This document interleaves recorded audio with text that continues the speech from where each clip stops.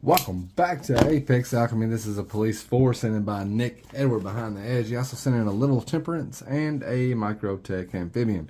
We're going to be testing the HRC on this knife at the end of the video, or the last segment of the video, I guess you will.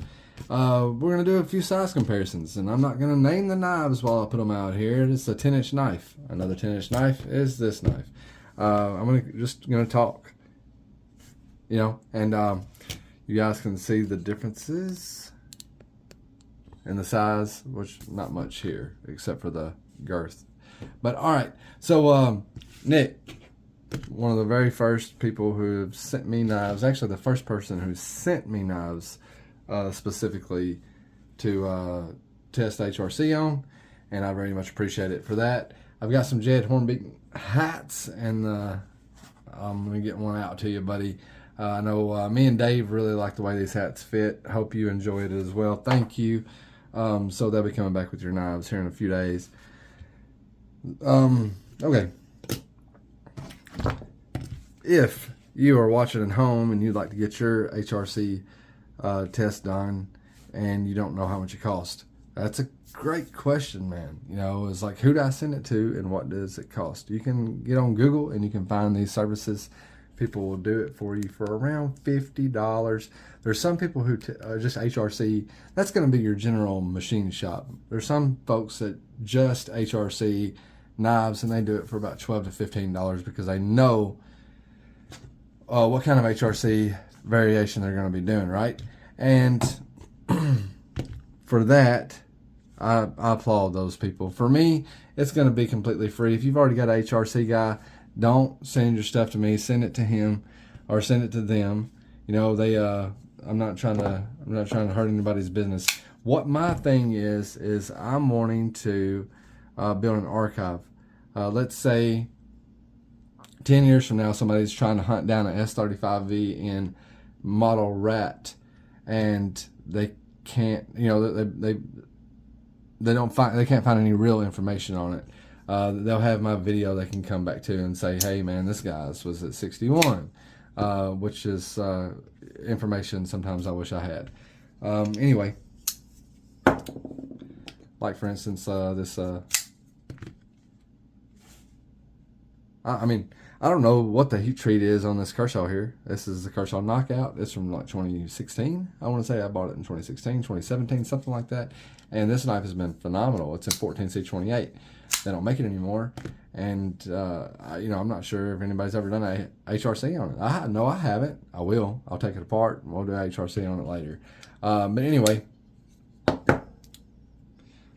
what are we getting at? I had a beer at lunch. I knew I was having a beer at lunch. It's called Dragon's Milk. What I didn't know is the beer that I had at lunch was 18.5% alcohol. So I'm feeling good, but I'm also feeling a little disorganized. Which is not where you want to be if you're a professional YouTuber. Thank God we don't have any professionals on our channel. So let's get down to it, man. What I like about the Police 4. As you know, I had a stainless steel model. You couldn't take it apart. It was pretty much an integral. I think. I don't know. That's what I call it. But it did flip a little easier, and I like that a little more about that model versus this model. It doesn't mean flipping is impossible here. I just feel like I'm giving it a little bit more wrist. Kind of like whenever I'm flipping a 4MAX Scout. I feel like, when I'm talking about flicking it, I'm talking about reverse flicking it with the thumb. I'm just totally screwing that one up, just missing it altogether. But I can do it, but not just under the power of my own thumb's volition. So, anyway, I've had a lot of people. I'm talking about a lot of people. There's probably been at least a dozen folks, which is a lot for our channel, right? But say, I really like the Police as a knife. I wish it didn't have the billboarding on it, and I wish it was in better steel. Well, this Police doesn't have any billboarding on it. It just says Police 4 right here. That's all the billboarding you're going to get. And they do that with just about every FRN knife they make. So that's just an identifier, but it doesn't have the big old billboarding on the blade, as you can see, right? And that goes for both sides. That's just Sal Glisser's emblem, logo, whatever. You got Seiki City, Japan, where it's coming from. Right there. Okay. I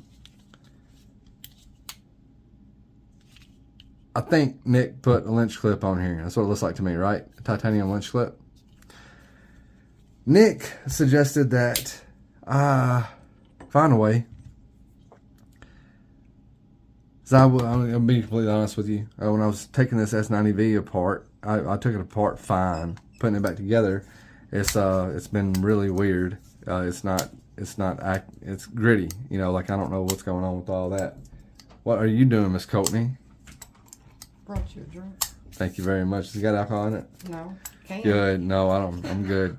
All right. So anyway, this one right here, man.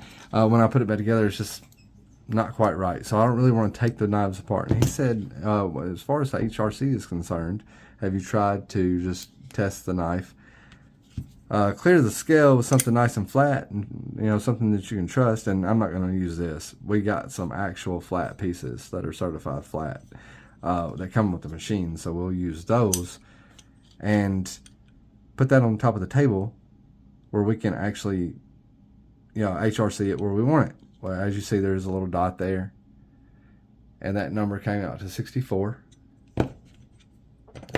I don't think with K390, you know, like it's a boring steel. What I mean by that is they use this steel when Elon Musk. If you ever hear about Elon Musk talking about the boring company, where he bores holes into the ground. Sometimes he's building, you know, he's like creating tunnels into the ground where people can drive through. That's what this steel was designed for. K390 was designed to be a boring tool. So they don't know what they're drilling into sometimes. They're drilling dozens of feet into the ground, and they need something to be able to go through whatever they may encounter without question, and K390 is the steel of choice for that job. So when Elon Musk is replacing boring tools on his boring machines at his boring company, K390 is the boring tool still that he is looking for. And it just so happens to make a pretty damn good knife blade. It can get chippy. Some people heat treat it to 62, 64. That actually, the number that I was seeing on the charts, what's his name? Knife Steel Nerd.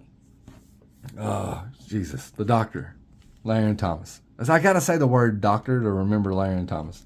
But Larry Thomas, I think, if I remember correctly, it's not. I didn't just look it up before I did the video. But if I remember correctly, just those couple of points adds a tremendous amount of toughness, and it doesn't take away a lot of edge retention. So it keeps a nice thin blade tough without taking away, without losing a lot of edge retention. Of course, you do get more edge retention at 67 than you do at 64, but it's not enough for the average user to notice. So I like the knife, man. Let's keep it. What about it? How many minutes we in? 8.5. Okay, listen. That's enough about the knife. The knife is great. Thank you, Nick, for sending it in. Let's get in here and test it. I have already tested it once. We're going to test it in a few other places before we call it quits. He said he didn't care about the holes, so I will definitely test it at least twice on both sides. You guys have a good one if you're done with me, and if you're not, we'll see you in just a second. What up, gang? We got the stretch. No. I'm sorry. This is the Police 4. I get this one in the stretch too. Confused quite a bit, but Nick Edwards sent this one in, and he had a pretty good idea about clearing those scales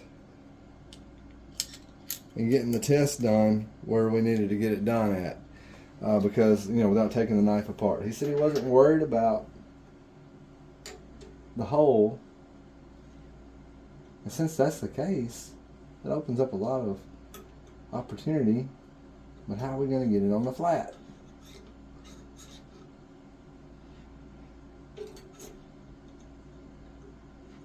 How do we get it on the flat like this right here? We gotta have this block up underneath there. There we go. All right. So that block is certified flat. We're going to test it a couple times.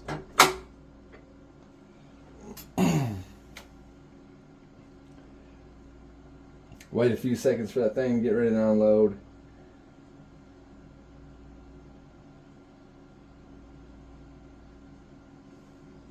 And Nick, we very much appreciate you sending this knife in, dude. He sent in quite a few. That's 64.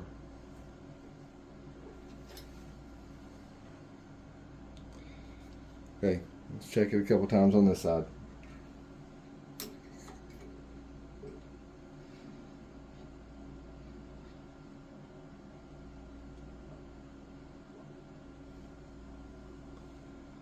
Perfect.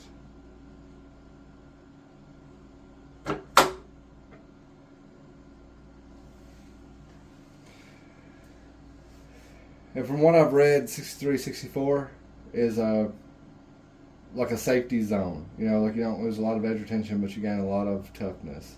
So I don't look at 63 or 64 and snark at that number. I think that's a really good number. This knife can go, be like just in the Rex series, it can go all the way up to 70. I'm assuming, I'm thinking that's the best of my memory, man. Somebody correct me if I'm wrong.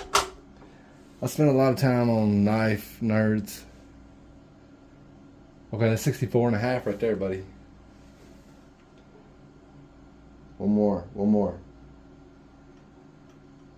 And the first reading I got before this video to see if this worked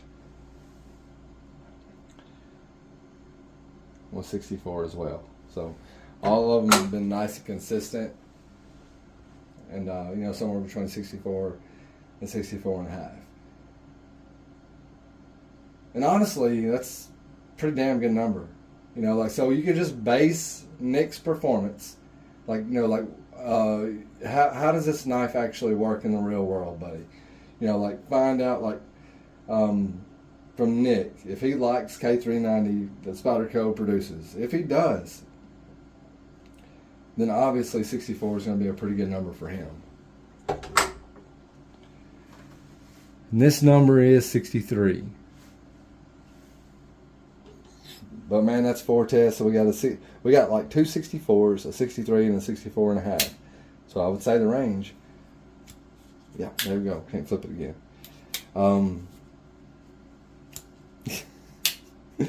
Well, to hell with an epic ending to epic video. We'll call it that, right? Boom, bitch.